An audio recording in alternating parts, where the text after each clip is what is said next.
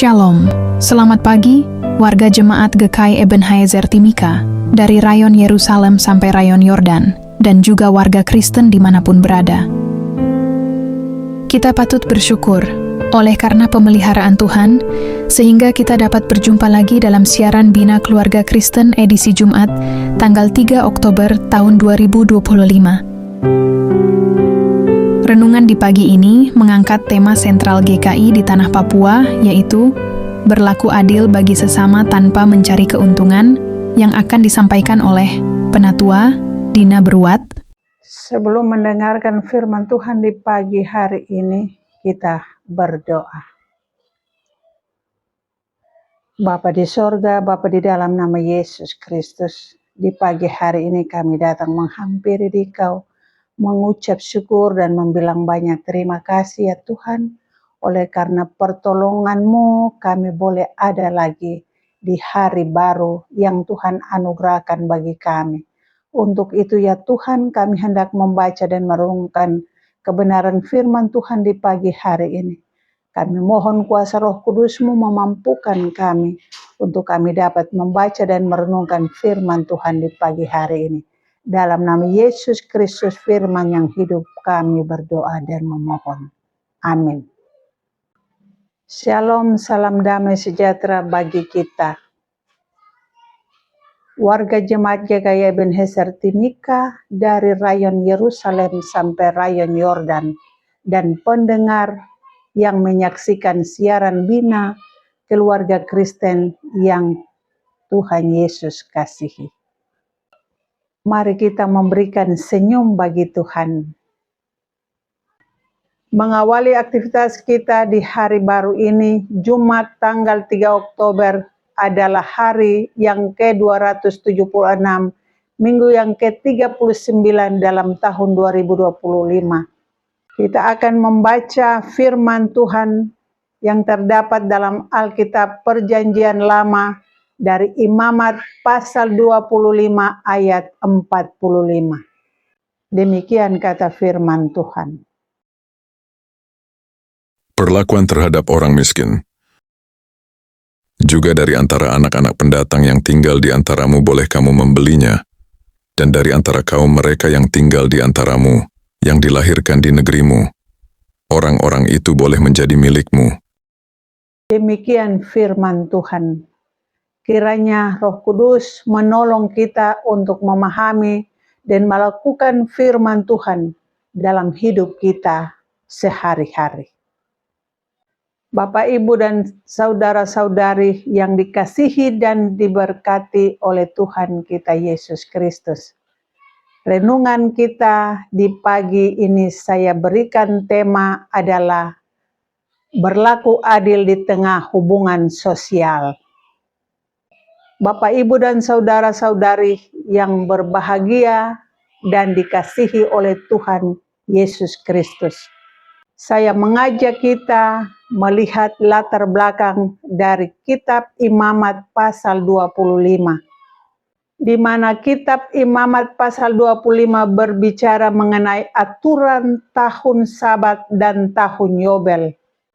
Tuhan memberi hukum ini agar bangsa Israel hidup dengan tertib, penuh keadilan, dan menjaga kesejahteraan sesama, khususnya orang miskin.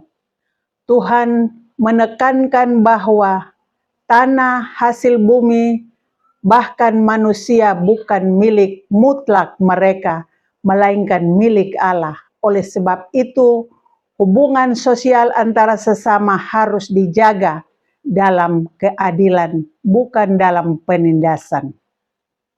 Dan jika membaca dari ayat 44 sampai ayat 46, di situ mengatur soal memperbudak orang asing. Dan dalam konteks bangsa Israel kuno, perbudakan adalah praktis sosial yang umum di dunia Timur Tengah. Namun perbudakan orang sebangsa Israel dilarang, sedangkan orang asing bisa dijadikan budak.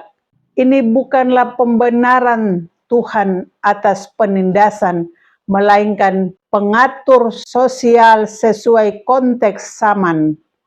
agar Israel belajar membedakan antara umat pilihan Allah dan bangsa lain, sekaligus menjaga solidaritas internal bangsa Israel. Dan secara khusus sesuai mesbah penyembahan keluarga GKI di tanah Papua, pembacaan kita di hari ini terdapat pada ayat 45 yang berkata, juga dari anak-anak pendatang yang tinggal di antaramu, dari mereka itu boleh kamu membeli dari antara keluarganya yang ada padamu, yang dilahirkan di negerimu, orang-orang itu dapat menjadi milikmu. Dari ayat 45 ini ada beberapa makna penting yang perlu kita ketahui, yaitu yang pertama adalah Tuhan menata kehidupan sosial Israel, bahwa Israel adalah bangsa merdeka yang pernah mengalami penindasan di Mesir, sehingga Tuhan tidak ingin mereka mengulangi ketidakadilan yang sama terhadap sesama sebangsa, sehingga aturan ini mengarahkan agar sesama umat Allah diperlakukan dengan adil dan tidak dijadikan budak. Yang kedua adalah prinsip perbedaan antara umat Tuhan dan bangsa asing, bahwa orang asing yang tinggal di Israel bisa diperhitungkan berbeda statusnya, namun ini bukan alasan untuk menindas, melainkan bagian dari tata hukum sosial kala itu. Dan pesan yang tersirat bahwa bangsa Israel harus selalu ingat mereka milik Tuhan, sehingga mereka tidak boleh memperlakukan bangsanya sendiri seperti hamba. Yang ketiga adalah keadilan sosial dalam terang Kristus, bahwa dalam terang perjanjian baru, Yesus Kristus meniadakan sekat perbedaan bangsa, status sosial, dan kedudukan, di mana Rasul Paulus berkata, dalam Kristus tidak ada orang Yahudi atau Yunani, hamba atau orang merdeka, laki-laki atau perempuan, karena kita semua adalah satu di dalam Dia. Kita boleh baca dalam Galatia 3 ayat 28. Ayat ini menegaskan bahwa Tuhan ingin setiap manusia diperlakukan setara di hadapannya.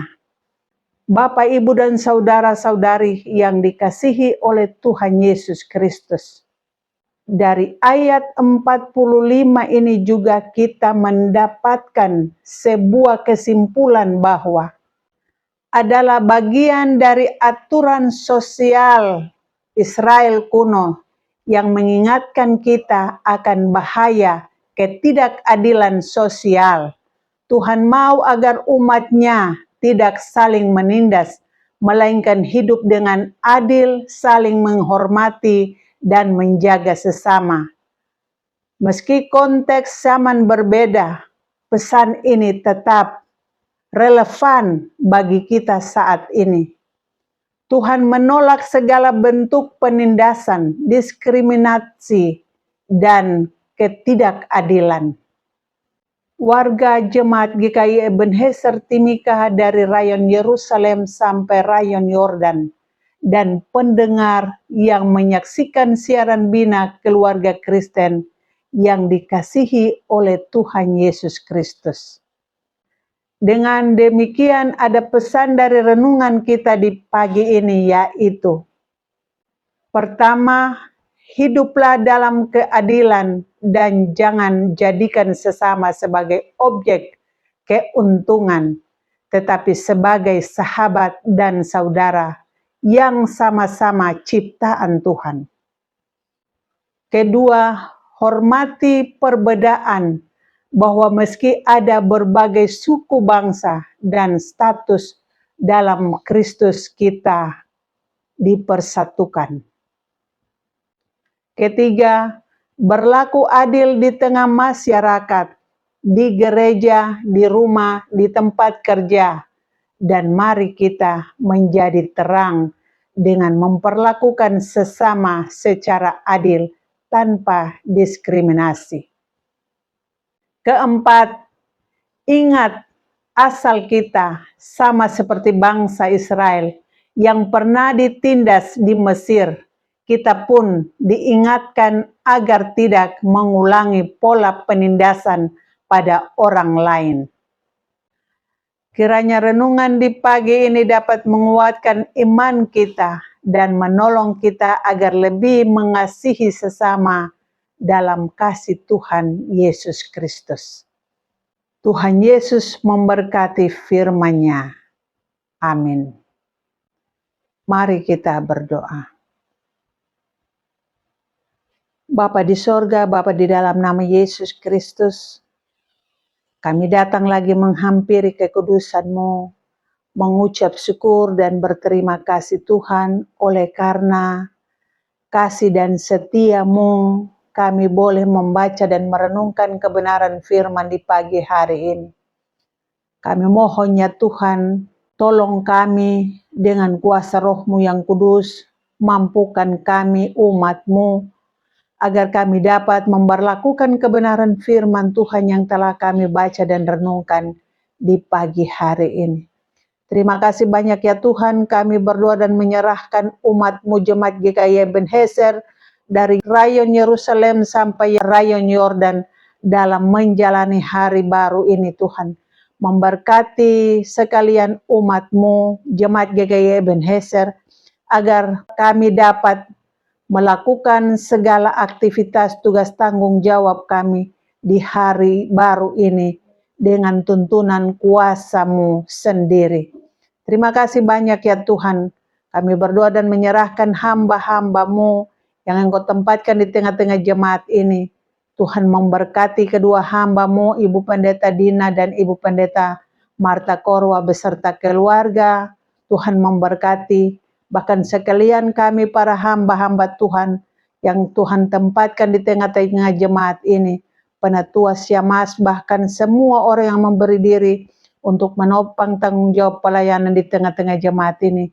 Kiranya Tuhan Engkau memberkati kami sekalian dalam seluruh aktivitas tugas tanggung jawab pelayanan pekerjaan yang Tuhan percayakan bagi kami di sepanjang hari ini.